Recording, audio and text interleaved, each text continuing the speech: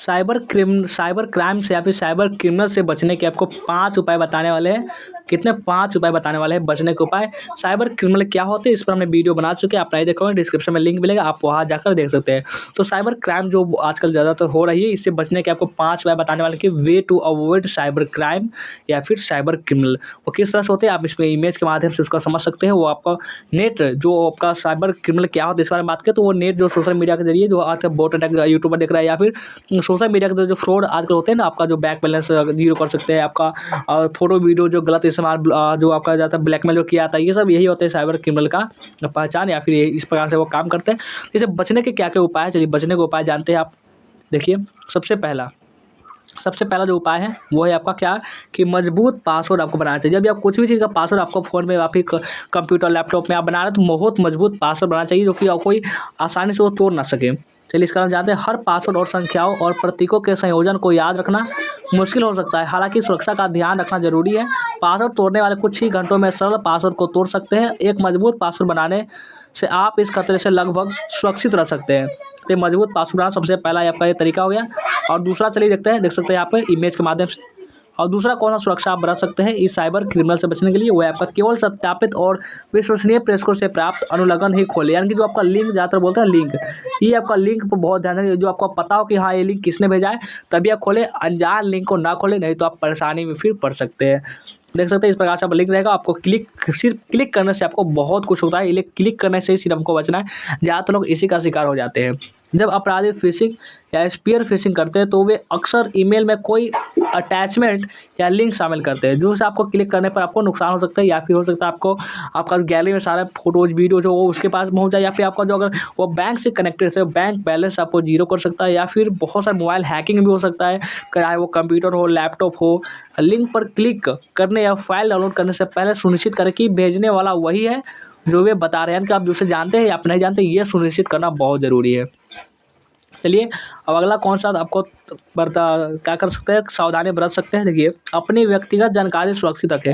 जो भी आपकी जानकारी है वो ज़्यादातर अनजानों से ना बताएं। बहुत सारा जो व्हाट्सएप पर या बहुत सारे पे मैसेजेस वीडियो जाते हैं उसको आपको देखने से बचना है, उसको क्लिक करने से बचना है, नहीं तो फिर आप भी इसका शिकार हो सकते हैं। देखिए जितना ज़्यादा कोई आपके बारे में जानता है उतना ही उसके लिए आपके अकाउंट तक पहुँच पाना आसान होता है, इसलिए आप कोशिश करके ज़्यादा अनजान से आप बातचीत ना करें।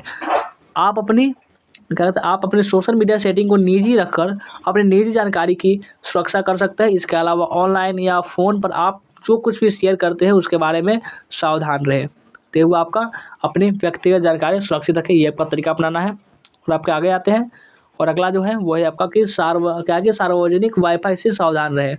जब वो सार्वजनिक जो वाईफाई होते हैं जो फटाफट आप लोग क्या करते हैं दूसरे का वाईफाई यूज़ कर लगते हैं, ये बहुत खतरा हो सकता है, इसलिए आपको इस पर ध्यान देने की ज़रूरत है कि जो सार्वजनिक वाईफाई से इससे आप सावधान रहें।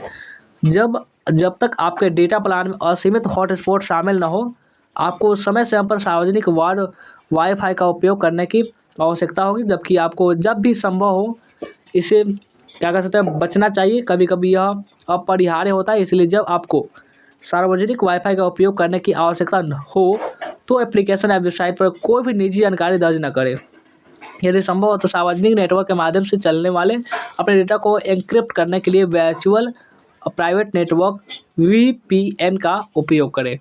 तो चलिए अब अगला देखते हैं कि अगला कौन सा आपको जो तरीका है जो आपको साइबर क्रिमिनल से आपको बचा सकता है या फिर इन बातों का आपको ध्यान रखना चाहिए। चलिए देखते हैं वो कौन सा है लास्ट वाला। तो ये आपका अंतिम जो 5वां, ये आपको क्या है, ये आपका 5वां जो है, हमने 5 से क्या बताया था, हमने 4 बता दिए, ये आपका 5वां है। चलिए इसमें देखते हैं एंटीवायरस सॉफ्टवेयर चलाएं और उसे नियमित रूप से अपडेट रखें। ये आपको बहुत काम का चीज़ है, इसको आपको जरूर करना चाहिए। इसका हम ज़्यादा जानकारी होगा आप गूगल पर सर्च करके इसे जान सकते हैं कि एंटीवायरस सॉफ्टवेयर चलाएं और इसे जो सॉफ्टवेयर क्या होते हैं इस बारे में। और जबकि अधिकांश कंप्यूटर अब किसी न किसी प्रकार के वायरस सॉफ्टवेयर और फायरवॉल के साथ आते हैं, एक समर्पित एंटीवायरस सॉफ्टवेयर चलाना भी सबसे अच्छा है।